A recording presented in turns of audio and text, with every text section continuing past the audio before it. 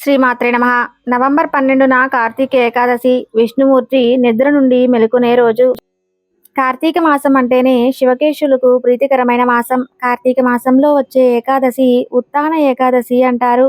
అలానే మరి కొంతమంది కార్తీక ఏకాదశి అని కూడా అంటారు. నవంబర్ 12వ తేదీన మంగళవారం నాడు కార్తీక దీపం వచ్చింది. కార్తీక మాసంలో వచ్చే ఏకాదశి చాలా పవిత్రమైనది. ఎందుకంటే ఈ కార్తీక ఏకాదశి రోజున 4 నెలల పాటు నిద్రలో ఉన్న విష్ణుమూర్తి ఈ కార్తీక ఏకాదశి రోజున యోగ నిద్ర నుండి మెలుకొంటారు. మరి ఇంతటి పవిత్రమైన ఉత్తాన ఏకాదశి నాడు విష్ణుమూర్తి అనుగ్రహం సులభంగా పొందాలంటే మీ పూజా గదిలో చందన దీపం వెలిగిస్తే మీ ఇంటికి కుబేర ధనయోగం కలుగుతుంది. అంతటి శక్తి ఈ చందన దీపానికి ఉంటుంది. కాబట్టి ఈ ఉత్తాన ఏకాదశి నాడు విష్ణు స్వరూపమైన వెంకటేశ్వర స్వామిని ఎలా పూజించాలి, పాటించవలసిన నియమాలు ఏంటో ఈ వీడియోలో తెలుసుకుందాం. ముందుగా అందరూ ఈ వీడియోని లైక్ చేసి ఓం నమో వెంకటేశాయ అనే చిన్న కామెంట్ చేయండి. నవంబర్ 12 ఏకాదశి నాడు స్త్రీలు ఉదయాన్నే నిద్రలేచి చన్నీటితో తలస్నానం చేసి ఇంట్లో పూజ చేసుకోవాలి. పూజా గదిలో ఉన్న వెంకటేశ్వర స్వామి పటాన్ని శుభ్రంగా తుడిచి గంధం రాసి కుంకుమ బొట్లు పెట్టుకోండి. మీ దగ్గర ఉన్న ముత్యాల నగలతో స్వామివారి పటాన్ని నిండుగా అలంకరించుకోండి. లేదా స్వామివారి పటానికి తులసి మాలను సమర్పించండి. స్వామివారి పటాన్ని అలంకరించుకున్నాక వెంకటేశ్వర స్వామి పటం ముందు చందన దీపం వెలిగించాలి.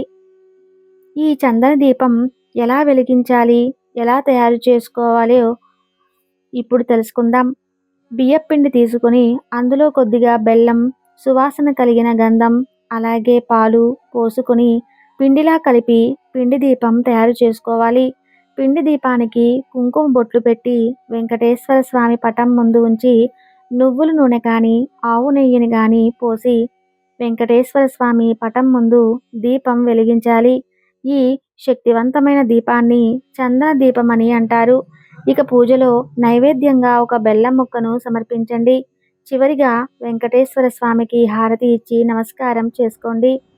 ఈ ఏకాదశి రోజున బ్రహ్మాది దేవతలందరూ విష్ణులోకం వెళ్ళి విష్ణు కీర్తనలతో కర్పూర హారతులతో శ్రీ మహావిష్ణువును మేలుకొలుపుతారు. కాబట్టి ఈ ఏకాదశి రోజున విష్ణు స్వరూపమైన వెంకటేశ్వర స్వామికి హారతి ఇవ్వడం వల్ల అకాల మృత్యు దోషాలు తొలగిపోతున్నాయని నమ్మకం. ఏకాదశి రోజున పూజ చేసేవాళ్ళు మీ పూజా గదిలో అక్షింతలను పెట్టి పూజ పూర్తయిన తర్వాత ఆ అక్షింతలను మీ పర్సులో పెట్టుకుంటే మీ ఇంట్లో డబ్బు ప్రవాహం పెరుగుతుంది. ఈ విధంగా కార్తీక ఏకాదశి నాడు ఇంట్లో పూజ చేసుకొని సాయంత్రం సమయంలో వెంకటేశ్వర స్వామి ఆలయానికి వెళ్ళి మట్టి ప్రమిదలో నెయ్యి దీపం వెలిగించి స్వామివారిని దర్శించుకోండి. స్వామివారి ఆలయానికి వెళ్ళలేని వాళ్ళు మీ పూజా గదిలోనైనా సరే ఈ నెయ్యి దీపం వెలిగించుకోవచ్చు. ఈ విధంగా కార్తీక ఏకాదశి రోజున వెంకటేశ్వర స్వామిని పూజిస్తే మీ ఇంటికి అష్టైశ్వర్యాలు కలుగుతాయి, కోరిన కోరికలు నెరవేరుతాయి. మీ కుటుంబంలో ఎలాంటి కష్టాలు లేకుండా ఆ విష్ణుమూర్తి మీ ఇంటిని రక్షిస్తాడు. అలానే ఈ కార్తీక ఏకాదశి నాడు తులసి చెట్టును పూజించిన వారికి కోటి జన్మల పుణ్య ఫలితం లభిస్తుంది.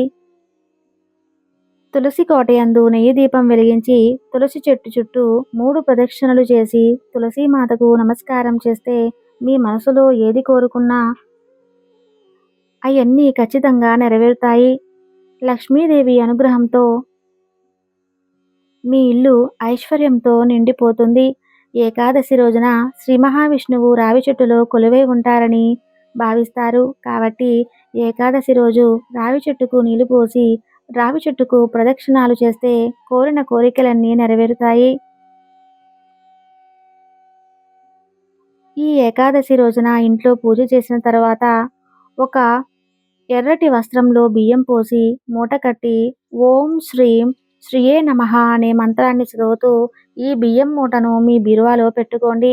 ఏకాదశి రోజున ఇలా చేస్తే లక్ష్మీదేవి అనుగ్రహంతో విపరీతమైన ధనలాభం సిద్ధిస్తుంది. డబ్బు సంపాదించే అవకాశాలు కూడా పెరుగుతాయి. ఏకాదశి రోజున పసుపు రంగు దుస్తులను ధరిస్తే జాతక దోషాలు అన్నీ తొలగిపోయి మీ జాతకంలో అదృష్టం పెరుగుతుంది. ఈ ఏకాదశి రోజున ఉపవాసం ఉంటే 1000 రెట్లు అశ్వమేధ యాగాలు చేసినంత పుణ్యం లభిస్తుంది. ఈ ఏకాదశి రోజున ఉపవాసం ఉన్నవారికి సిరి సంపదలు కలగటంతో పాటు సర్వపాప పరిహారం కలుగుతుంది.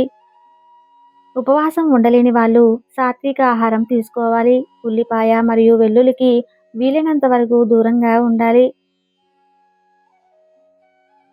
అలాగే రాత్రి నిద్రపోయేటప్పుడు మీ ఇంట్లో ఉన్న చీపురును దక్షిణ దిక్కుగా మాత్రమే పెట్టాలి. దక్షిణ దిశలో చీపురు పెట్టుకుంటే ధనలక్ష్మి మీ ఇంటికి నడిచేస్తుంది. ఏకాదశి రోజున సాయంత్రం సమయంలో ఉప్పు తినకూడదు. ఈ రోజు ఉప్పు తింటే అనారోగ్య సమస్యలు వచ్చే అవకాశాలు ఉంటాయి. అన్నిటికన్నా ముఖ్యంగా ఈ ఏకాదశి నాడు విష్ణు స్వరూపమైన తాబేలు విగ్రహాన్ని మీ ఇంటికి తెచ్చుకొని మీ పూజా గదిలో పెట్టుకుంటే మీ ఇంట్లో ఉన్న డబ్బు కష్టాలు అన్నీ తొలగిపోతాయి.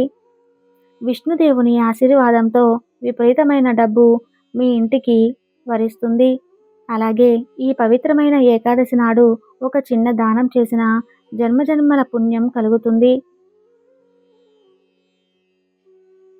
ఈ ఉత్తాన ఏకాదశి రోజున బియ్యం, గోధుమలు అలాగే బెల్లం దానం చేస్తే మీ ఇంట్లో ధనధాన్యాలకు లోటుండదని, సుఖ సంతోషాలు ఉంటాయని నమ్మకం. అలాగే ఏకాదశి నాడు ఓం నమో భగవతే వాసుదేవాయ నమః అనే మంత్రాన్ని 21 సార్లు జపిస్తే విష్ణుమూర్తి సంపూర్ణ అనుగ్రహం లభిస్తుంది. ఈ రోజున విష్ణుమూర్తి ఆలయాన్ని దర్శిస్తే 1,000,000 రెట్ల పుణ్యం లభిస్తుందని బ్రహ్మదేవుడు మహర్షికి తెలిపారు. ఇంట్లో తులసి మొక్క లేని వారు ఈ రోజున మీ ఇంటికి తులసి మొక్కను తెచ్చుకుంటే లక్ష్మీదేవిని మీ ఇంటికి ఆహ్వానించినట్లే. వివాహానికి అడ్డంకులు ఏర్పడుతున్నా, మంచి సంబంధాలు కుదరకపోయినా ఈ ఏకాదశి రోజున తులసి మొక్క ముందు 5 నెయ్యి దీపాలు వెలిగించండి. తులసికి హారతి ఇస్తే మంచి సంబంధాలు కుదురుతాయి. వివాహానికి అడ్డంకులు తొలగిపోతాయి. అలాగే ఏకాదశి రోజున స్త్రీలు కంటతడి పెట్టకూడదు. స్త్రీలు కంటతడి పెట్టిన ఇంట్లో లక్ష్మీదేవి అస్సలు ఉండదు. అలాగే ఈ రోజున ఎవరికి అప్పు ఇవ్వకూడదు. అలానే అప్పు కూడా తీసుకోవద్దు. ఇలా చేయటం వలన మీ కుటుంబానికి అనారోగ్య సమస్యలు ఏర్పడతాయి. చూశారు కదండి, ఈ ఏకాదశి రోజున పాటించవలసిన నియమాలు. ఈ వీడియో కానీ మీకు నచ్చితే తప్పకుండా లైక్ చేసి మీ చుట్టాలకి, మీ ఫ్రెండ్స్కి షేర్ చేయండి. ధన్యవాదములు.